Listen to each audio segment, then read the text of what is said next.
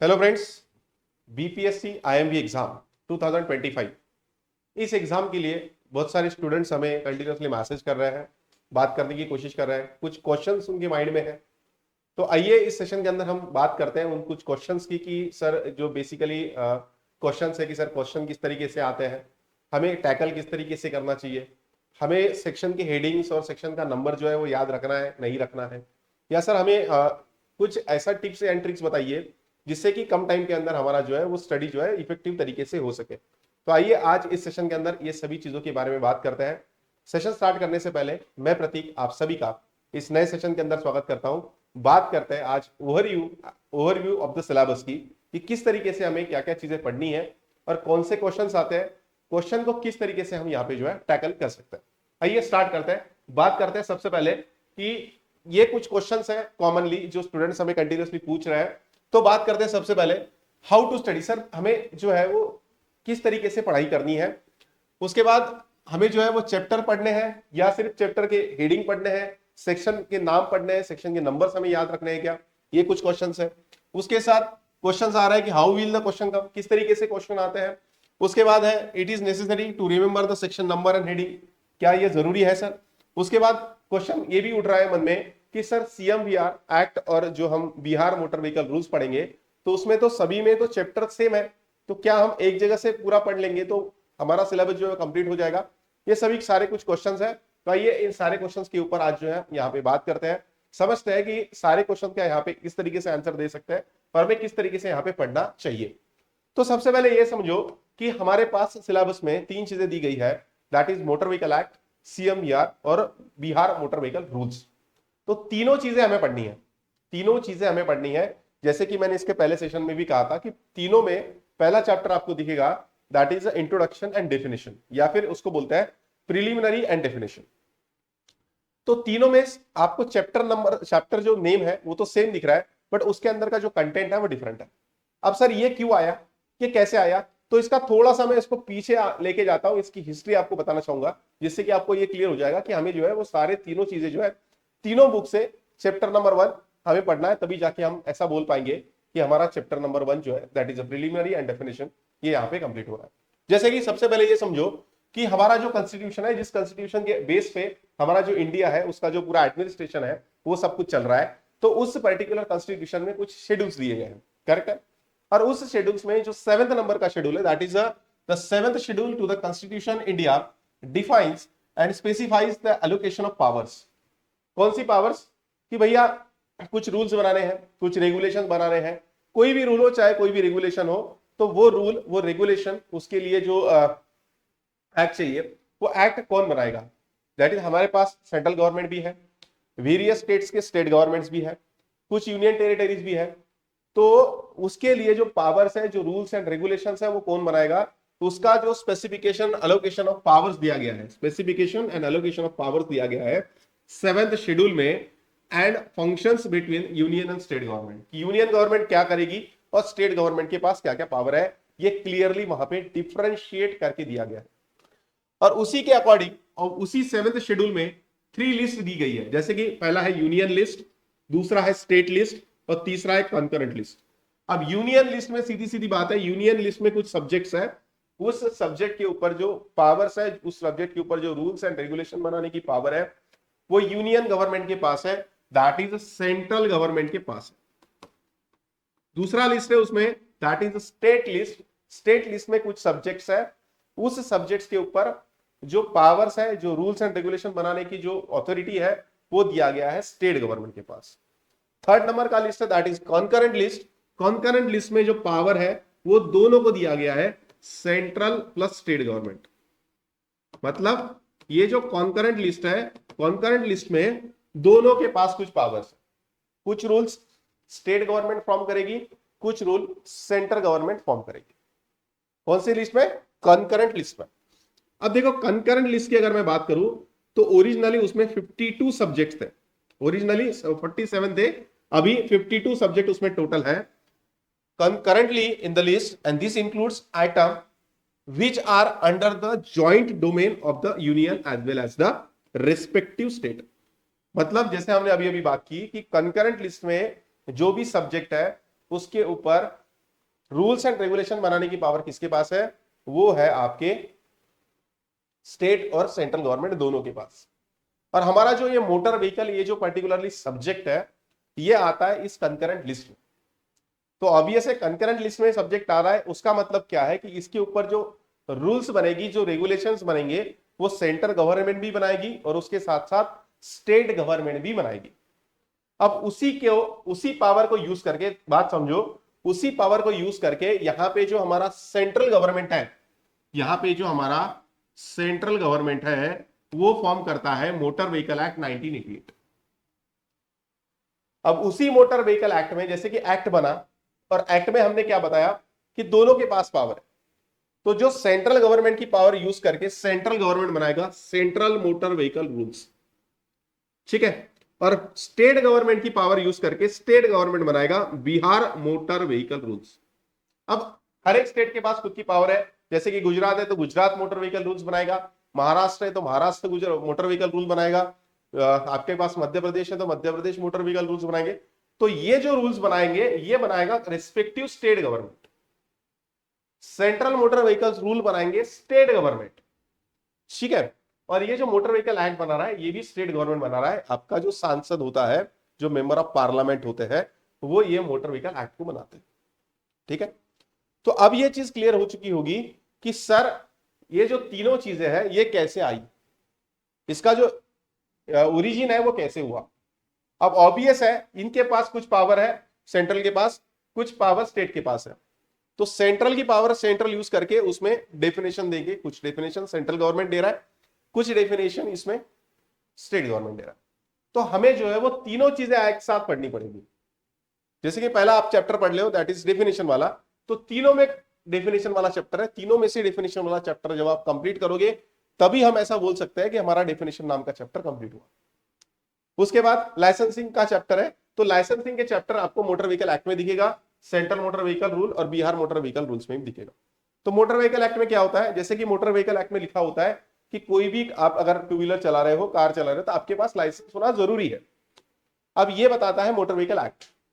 अब जरूरी है तो निकालना कैसे है, अगर आप अप्लाई कर रहे हो तो अप्लाई कहां पे करना है, जब आप अप्लाई करोगे तो आपके पास कौन कौन से डॉक्यूमेंट्स होने चाहिए, ये सब कुछ रूल्स एंड रेगुलेशन फॉर्म करता है सेंट्रल गवर्नमेंट, जो कि सेंट्रल मोटर व्हीकल रूल्स में आता है। अब उसके साथ साथ कुछ एडिशनल डॉक्यूमेंट्स है, जैसे कि फॉर एग्जांपल सेंट्रल गवर्नमेंट बोल रहा है कि लाइसेंस निकालने के लिए आपको क्या होना चाहिए, आपके पास एक सर्टिफिकेट होना चाहिए जिसको कि हम बोलते हैं डोमिसाइल सर्टिफिकेट, फॉर एग्जांपल की बात। तो फिर डोमिसाइल सर्टिफिकेट किस तरीके से होना चाहिए ये बताता है आपका स्टेट गवर्नमेंट। तो ऐसा उसमें होता है, ऐसी चीज उसमें होती है, इसीलिए आपको ये जो है तीनों चीजें एक साथ पढ़नी है, तभी जाके आपका जो पोर्शन है, आपका जो सिलेबस है, वो यहाँ पे कंप्लीट होगा। तो आपको एक क्वेश्चन का आंसर तो हमें पता चल गया है कि सर बेसिक डिफरेंस क्या होता है एक्ट में, सेंट्रल मोटर व्हीकल रूल्स में और बिहार मोटर व्हीकल रूल्स में। अब दूसरी बात करते हैं आगे यहां पे कि सर क्वेश्चन कैसे आएंगे। क्वेश्चन देखो मेरे पास एक प्रीवियस ईयर क्वेश्चन है, जैसे कि आप यहां पे देखोगे तो the validity of a fitness for a new transport vehicle is, आपका पीवाई की क्वेश्चन है जो कि 5 मार्च 2022 को हुआ था। अब क्वेश्चन आपको पूछा गया है CMVR 62 से, कहां से, सेंट्रल मोटर व्हीकल रूल 62 से। अब 62 में देखो, अब ये क्वेश्चन में कुछ पूछा है आपको कि कहां से पूछा गया, नहीं, क्वेश्चन में आपको सीधा सीधा उसका जो कंटेंट है वो पूछा है। क्वेश्चन में आपको 62 का हेडिंग पता है क्या, नहीं। इसका मतलब है कि आपको सेक्शन के नाम, सेक्शन के नंबर याद नहीं रहेंगे तो भी चलेगा।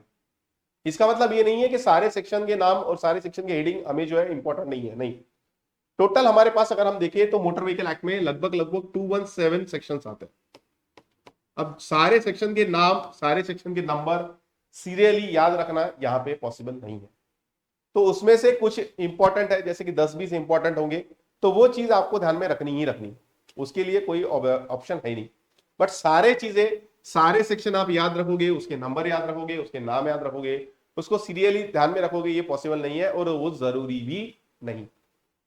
क्वेश्चन कैसे आ रहा है, तो क्वेश्चन स्ट्रेट फॉरवर्ड आ रहा है। CMVR 62 आप देख के पढ़ोगे तो उसमें सेकंड या थर्ड लाइन आपको मिल जाएगी, जिसमें कि यहाँ पे जो है न्यू ट्रांसपोर्ट व्हीकल के लिए फिटनेस सर्टिफिकेट का जो वैलिडिटी है वो होता है 2 साल का। बस इतना आपको पता होना चाहिए। ठीक है, नाम याद नहीं रखना है, सीक्वेंस याद नहीं रखना है, कोई उसकी जरूरत है नहीं। दूसरा क्वेश्चन है मेरे पास, the minimum age required for driving a transport vehicle in public place. अब देखो ये भी जो क्वेश्चन है आपको पूछा गया है मोटर व्हीकल एक्ट के सेक्शन 4 से।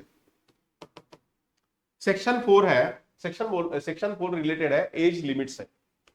आपको देखो सेक्शन 4 का आपको पता होना चाहिए क्या कि सेक्शन 4 क्या है? नहीं, सेक्शन 4 का हेडिंग आपको जरूरी नहीं है, सेक्शन 4 का आपको जो उसका जो नंबर है वो आपको जरूरी नहीं है।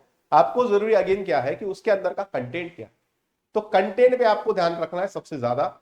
यहां पे देखो क्या पूछा है, मिनिमम एज पूछा है for driving a transport vehicle, तो ये आ जाएगा आपको 20 ईयर्स। आपको सेक्शन 4 का हेडिंग पता नहीं होना चाहिए, उसका नंबर पता नहीं होना चाहिए, इवन यहां पे क्वेश्चन कहां से आ रहा है ये भी आपको पता नहीं है तो भी चलेगा, बस उसका जो कंटेंट है वो आपको ध्यान में रखना है।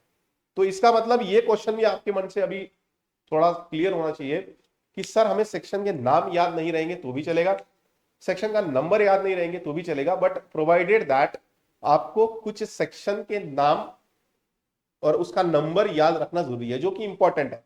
उसमें से 10-20 इंपॉर्टेंट हो सकता है, उतने आपको ध्यान में रखना है।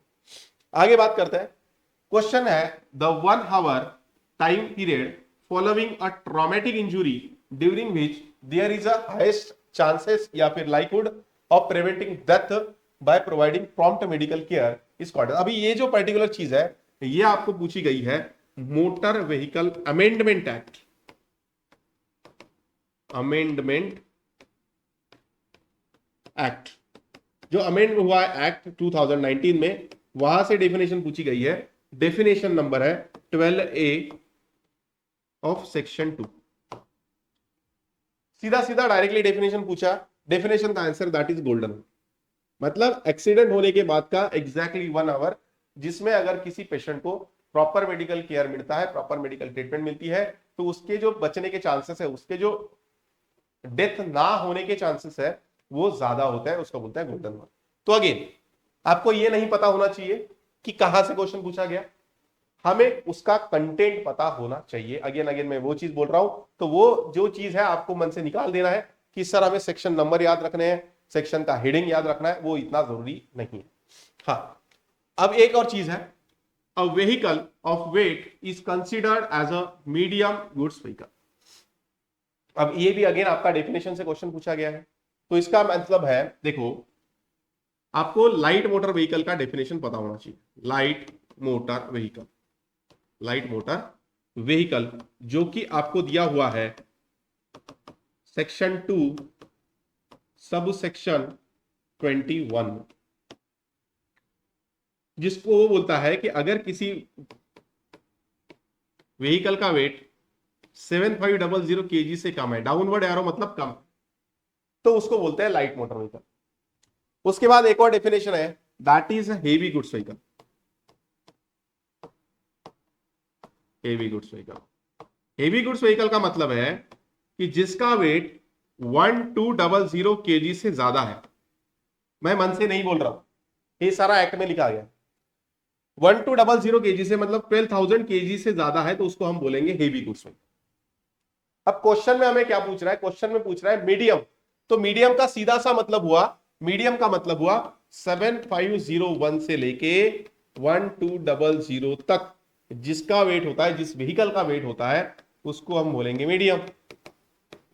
तो उसमें से एक ही ऑप्शन बचता है दैट इज 8000 kg।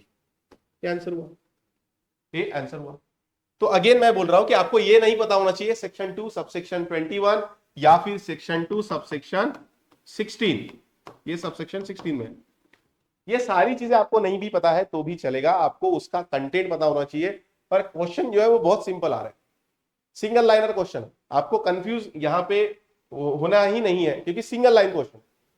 हाँ, एक और क्वेश्चन है अभी आपके पास दैट इज जिसमें आपको सेक्शन पूछा है, जिसमें आपको सेक्शन पूछा है, जैसे कि देखो which section of the motor vehicle act 1988 as amended empowers the central government to direct a manufacturer to recall motor vehicles। अब ये सेक्शन मैंने बताया भी था आपको कि कुछ सेक्शन के नाम, उसके हेडिंग, उसके नंबर आपको पता होना चाहिए।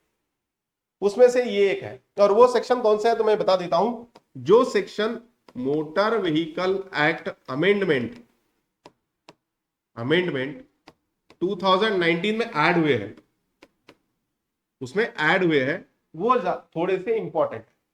तो वो सेक्शन के नाम नंबर आपको ध्यान में रखने हैं। तो उसमें से ही ये बोल रहा है कि कौन सा सेक्शन, अब आपको सेक्शन पता होना चाहिए।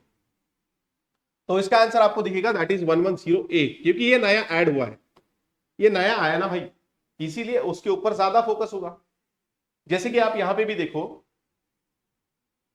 हाँ ये भी नया आया था 2019 में, तो इसके ऊपर भी क्वेश्चन आया।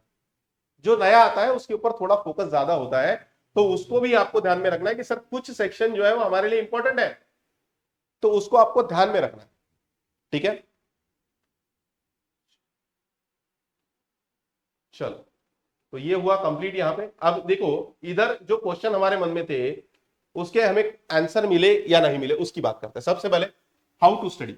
स्टडी हमें तीनों चीजों से पढ़नी है। सबसे पहले हमें कोई भी अगर आप चैप्टर पढ़ रहे हो तो हमें एक्ट पढ़ना है, उसके बाद उस चैप्टर का CMVR पढ़ना है, उसके बाद उस चैप्टर का BMVR मतलब आपका बिहार मोटर व्हीकल रूल्स को पढ़ना है। ये क्लियर हुआ। उसके बाद रीड ऑल द चैप्टर्स और रीड द इंपॉर्टेंट। चैप्टर में सारी चीजें पढ़नी है, सारी चीजें पढ़नी है, पूरा चैप्टर पहले आप एक्ट का पढ़ लो, या फिर एक्ट और CMVR आप कंबाइन भी पढ़ सकते हो, वो बहुत अच्छा रहेगा। और हम जो पढ़ा रहे हैं वो वही टेक्निक है कि एक्ट और CMVR हम कंबाइन पढ़ाते हैं और उसके बाद हम स्टेट के रूल्स को पढ़ाते हैं। तो सारा चैप्टर आपको पढ़ना पड़ेगा। इंपॉर्टेंट वन जो है थोड़ा सा उसके ऊपर हम ज्यादा फोकस देंगे, जब हम रिवीजन करेंगे तो उसके ऊपर हम ज्यादा फोकस देंगे। बट सबसे पहले अगर आप सिंगल रीडिंग कर रहे हैं, अभी मैं पढ़ने के लिए बैठ रहा हूं, तो मुझे सभी जो चैप्टर का जो कंटेंट है वो पढ़ना है, क्योंकि यहाँ पे बहुत इरिलेवेंट चीज है। ऐसा हम नहीं बोल सकते कि सर ये 100% यहां से क्वेश्चन नहीं आएगा, नहीं, क्वेश्चन कहीं से भी आ सकता है। तो हमें एटलीस्ट सिंगल रीडिंग तो भी सभी पूरा जो हमारा जो कंटेंट है उसका हमारे पास होना चाहिए। आगे बात करते हैं हाउ विल द क्वेश्चन कम। ये क्लियर हुआ क्योंकि मैंने आपको कुछ मॉडल क्वेश्चन दिखाए। आने वाले सेशन में हम जो है सारा जो आपका जो 100 मार्क्स का जो पूरा पेपर है उसका सोल्यूशन लेके आएंगे, और क्वेश्चन कैसे आते हैं उसको कम टाइम के अंदर किस तरीके से सॉल्व करना है वो भी आपको पढ़ा देंगे। तो वहां से भी आपको ये चीज बहुत क्लियर हो जाएगी। और अभी भी हमने 5 से 6 क्वेश्चन लिए हैं, तो उससे भी आपको ये जो चीज है वो क्लियर हो जाएगा। आगे बात करते हैं is it necessary to remember the section number and heading. तो इसका आपको क्लियर हो चुका होगा कि कुछ जो चीजें हैं वो हमें ध्यान में रखनी है, जो इंपॉर्टेंट है 10-20 उसको ध्यान में रखना है, बाकी आप उसको छोड़ते भी हो तो भी चल जाएगा। नेक्स्ट है that is what is the difference between motor vehicle act CMVR and BMVR। तो ये भी आपका जो है यहाँ पे क्लियर हो चुका होगा। चलिए तो इस डिस्कशन के साथ जो है मैं यहाँ पे रुकता हूं। आप कुछ भी डाउट है, आप कुछ भी आपको पूछना है तो मेरा टेलीग्राम आईडी में आपके साथ शेयर कर रहा हूं, आप जो है मुझे जो है आपके डाउट जो है वो भेज सकते हैं। मेरा टेलीग्राम आईडी है RTO India 11। टेलीग्राम पे जाके आप इसको सर्च करिएगा। आपको कुछ भी डाउट है, कुछ भी पूछना है तो आप पूछ सकते हैं। कुछ डाउट्स है आपको तो उसके ऊपर हम कुछ वीडियोस भी बना सकते हैं, तो वो भी आपके साथ जो है वो चीज शेयर की जाएगी। चलो अब इसी डिस्कशन के साथ मैं यहीं पे रुकता हूं। आपको हमारा अगर कंटेंट अच्छा लग रहा है तो आपके दोस्तों के साथ आपको शेयर करना है, ठीक है, जिससे कि हमें और जो है मोटिवेशन मिले, और जो है नए नए कंटेंट, नया नया अच्छा अच्छा कंटेंट जो है हम आपके सामने लेके आए। चलिए इसी डिस्कशन के साथ आज यहीं पे रुकते हैं। Thank you so much.